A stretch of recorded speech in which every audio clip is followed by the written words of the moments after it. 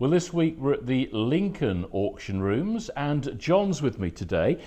John, we're talking about something very large. People have probably noticed it behind us. So what is it? Yeah, no, this is a Spanish threefold screen. It's made of leather, it's embossed, so it's a really decorative object. Okay, very large, so it's not going to fit in everybody's house, is it? No, it's the sort of thing that would have been perhaps in a country house over a period of time, and then is now perhaps it could even be bigger. It is a fourfold screen, but they can do 6, 12s, much bigger if necessary. Used for what? Dividing up rooms, do you think? Absolutely, yeah. In the days where you would divide up a room up so you could have multi-purpose rooms, this is exactly for that purpose. I think if I divided my room, my wife would be one side, I'd be the other. Exactly, it's not the most easy thing to see through, but yeah, absolutely. From a time past, but that can be adapted and very decorative. I've known these people to have them mounted on the walls as a work of art. So if you've got a clear wall, what a wonderful way to, instead of having wallpaper, have this. So made of leather, even the gold sort of hinge area, that's leather as well, is it? That's leather as well.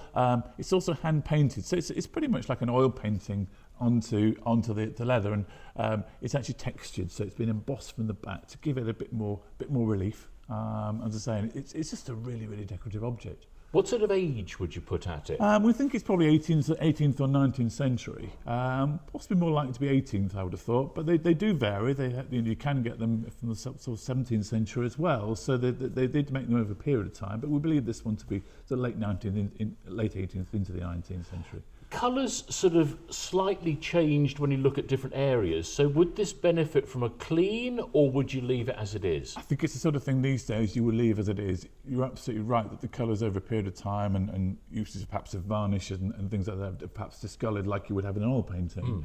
But I think the school of thought really these days is to conserve rather than sort of going back to its original. I think it's developed a nice sort of patina really over a period of time. I've had a look. There's a little bit of damage on there. Some has been repaired, but again, with something like this, you've got to be careful. It could cost a lot of money to repair it fully, couldn't it? I think it could do, and I think with this one, it's more about consolidation. So I don't think you'd go too far with the repairs. I think as long as it still has its function and it doesn't look out of place with a bit of damage, I think it's part of its life. I'm going to put something into the mix here. Might somebody buy it and divide it up?